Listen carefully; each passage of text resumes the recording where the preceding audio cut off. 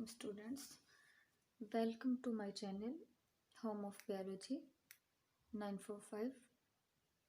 In the previous lecture, we will discuss about the human heart.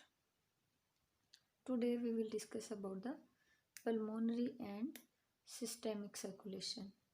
हमने पढ़ा था heart के 4 चैम्बर थे, अपर टू राइट और लेफ्ट एट्रियम थे और लोअर टू राइट और लेफ्ट वेंट्रिकल थे।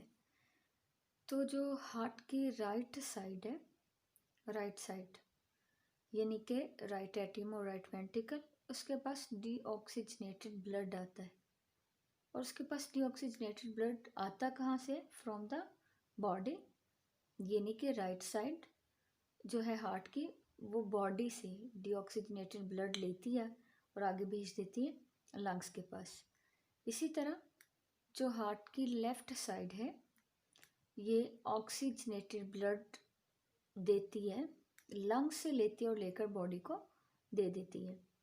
अब ये जो ब्लड की सर्कुलेशन है कि डीऑक्सीजनेटेड ब्लड को बॉडी से लंग्स तक और लंग्स से ऑक्सीजनेटेड ब्लड को बॉडी तक पहुंचाना, ये काम 2 मेजर पाथवे हैं हमारी बॉडी के अंदर जो सरंजाम देते हैं।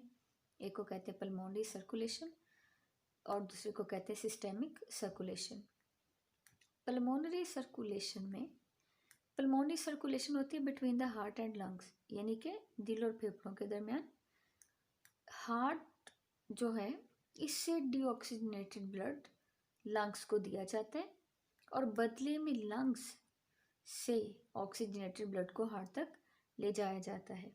तो इसकी एक सिंपल सी डेफिनेशन है कि it is the pathway by which deoxygenated blood from the hearts carry to lungs, यानी दिल से डीऑक्सीजनेटेड ब्लड को लंग्स तक ले जाया जाता है एंड इन रिटर्न, और बदले में लंग्स से ऑक्सीजनेटेड ब्लड वापस हार्ट तक लाया जाता है। इसे कहते हैं पल्मोनरी सर्कुलेशन। दूसरा है सिस्टेमिक सर्कुलेशन। सिस्टेमिक सर्कुलेशन है between the heart and body tissue, यानी दिल और बॉडी टिश्यू के दरमियान। हार्ट बॉडी टिश्यू को हमेशा ऑक्सीजनेटेड ब्लड देता है क्योंकि बॉडी टिश्यू को ऑक्सीजन चाहिए, उन्होंने ऑक्सीजन यूटिलाइज करनी होती है, इस्तेमाल करते हैं। तो हार्ट से हमेशा ऑक्सीजनेटेड ब्लड ही बॉडी टिश्यू की तरफ जाता है और बदले में बॉडी टिश्यू से, चूँकि बॉडी टिश्यू ऑक्सीजन इस्तेमाल कर लेते हैं, तो जो बाकी ब्लड बचता है वो डीऑक्सीजनेटेड ब्लड है।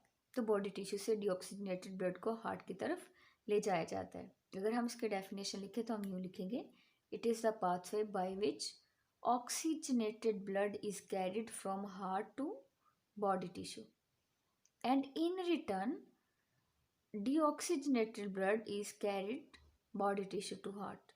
ऐसा पाथवे जिसके ज़रिए ऑक्सीजनेटेड ब्लड को दिल से बॉडी टिश्यू की तरफ और बॉडी टिश्यू से डीऑक्सीजनेटेड ब्लड को दिल की तरफ लाया जाता है, इसे हम कहते हैं सिस्टेमिक सर्कुलेशन।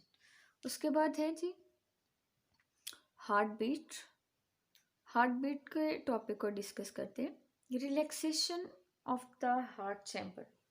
हार्ट के जो चैम्बर है वो कॉन्ट्रैक्ट और रिलैक्स करते हैं, यानी सिकुड़ते और फैलते हैं। तो जब हार्ट के चैम्बर रिलैक्स करते हैं, fill them with blood, relax करते हैं तो वो खून से भर जाते हैं। सेम जब हार्ट के चैम्बर कॉन्ट्रैक्ट करते हैं, सिकुड़ते हैं, तो उनके अंदर का जो ब्लड है वो बाहर धकेल दिया जाता है। ठीक है, यानी हार्ट चैम्बर के रिलैक्स करने पर उनके अंदर ब्लड आ जाता है और कॉन्ट्रैक्ट करने पर उनसे ब्लड बाहर चला जाता है।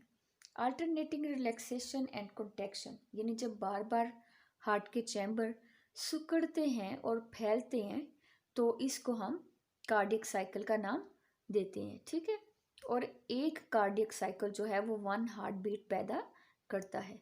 ठीक है, यानी कि कार्डियक साइकिल और 1 हार्ट बीट पैदा होने के दरमियान ये डिफरेंट प्रोसेस हैं जो होते हैं।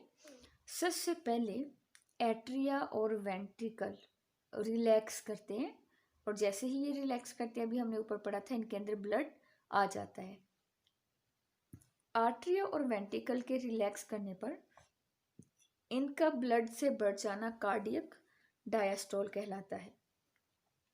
उसके बाद है एट्रिया कॉन्ट्रैक्ट करते हैं। जैसे ही ये कॉन्ट्रैक्ट करते हैं तो ब्लड आगे एट्रिया से अगले पार्ट्स जो हैं हार्ट के चैम्बर हैं वो वेंट्रिकल है, तो एट्रिया जैसे ही कॉन्टैक्ट करेगा ब्लड आगे वेंट्रिकल में चला जाएगा।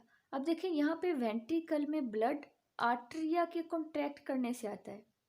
चूँकि ब्लड एट्रिया के कॉन्टैक्ट करने से आ रहा है वेंट्रिकल में, इसलिए हम इसको एट्रियल सिस्टोल का नाम देंगे।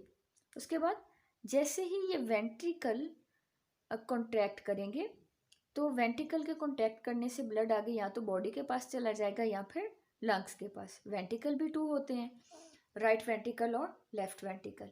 अगर तो राइट वेंट्रिकल कॉन्टैक्ट करेगा तो ब्लड जाएगा लंग्स के पास, और अगर लेफ्ट वेंट्रिकल कॉन्टैक्ट करेगा तो ब्लड जाएगा बॉडी के पास। तो जब ये दोनों तरह के वेंट्रिकल्स कॉन्टैक्ट करते हैं तो ब्लड या तो बॉडी के पास जाएगा या फिर लंग्स के। अब यहाँ पे ब्लड बॉडी और लंग्स के पास चूँकि वेंट्रिकल के कॉन्टैक्ट करने से जा रहा है, इसलिए हम इसके वेंट्रिकुलर सिस्टोल का नाम देते हैं। फिर यहाँ पे टाइमिंग मेंशन की हुई है कि कार्डियक डायस्टोल को, आर्टियल सिस्टोल को और वेंट्रिकुलर सिस्टोल को कितना टाइम लगता है। तो जो कार्डियक डायस्टोल है ये 0.4 सेकंड लेता है कंप्लीट करने में, यानी कि एट्री और वेंट्रिकल के रिलैक्स होने और ब्लड के बढ़ने में 0.4 सेकंड लगते हैं। इसी तरह हमने कहा जब एट्रिया कॉन्टैक्ट करते हैं तो ब्लड वेंट्रिकल में आता है जिसे हम एट्रियल सिस्टोल का नाम देते हैं, तो इसमें 0.1 सेकंड लगते हैं। इसी तरह जब वेंट्रिकल कॉन्ट्रैक्ट करते हैं तो ब्लड आगे बॉडी और लंग्स के पास जाता है जिसे वेंट्रिकुलर सिस्टोल का नाम देते हैं और ये 0.3 सेकंड लेता है। उसके बाद वेंट्रिकल जब कॉन्ट्रैक्ट करते हैं तो बाइकस्पिड और ट्राइकस्पिड वेल्व जो हैं ये क्लोज हो जाते हैं।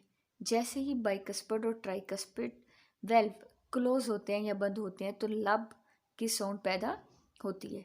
उसके बाद जैसे ही वेंट्रिकल रिलैक्स करते हैं तो जो सेमी लूनर वेल्व हमने प्रीवियस टॉपिक में पढ़े थे कि 2 टाइप के थे, पल्मोनरी सेमी लूनर वेल्व और एओर्टिक सेमी लूनर वेल्व, तो ये क्लोज हो जाते हैं और उनके बंद होने से डब की साउंड पैदा होती है। ठीक है, यानी कि बाइकस्पिड और ट्राइकस्पिड के क्लोज होने पर लब और सेमी लूनर वेल्व के बंद होने पर डब की साउंड पैदा होती है। तो जो हार्ट की साउंड है उसको हम लब डब साउंड का नाम देते हैं और इसे जिस आले से सुना जाता है उसे स्टेथोस्कोप कहते हैं। आपने देखा होगा कि डॉक्टर वो इंसान की चेस्ट पे रखते हैं, ठीक है, लगाते हैं और कानों में फिर लगा लेते हैं। ठीक है, तो बेसिकली हार्ट बीट सुनने के लिए जो आला इस्तेमाल कर रहे होते हैं उसको हम स्टेथोस्कोप का नाम देते हैं। ठीक है, आप फर्दर वीडियोस के लिए मेरा चैनल सब्सक्राइब कर दें और बेल आइकन प्रेस कर दें ताकि जितनी भी मेरी न्यू वीडियोस आएँ आपको नोटिफिकेशन मिलते रहें। और अगर आपको इससे रिलेटेड कोई क्वेश्चन पूछना है तो आप कमेंट करके पूछ सकते हैं। ठीक है जी, टेक केयर, अल्लाह हाफिज़।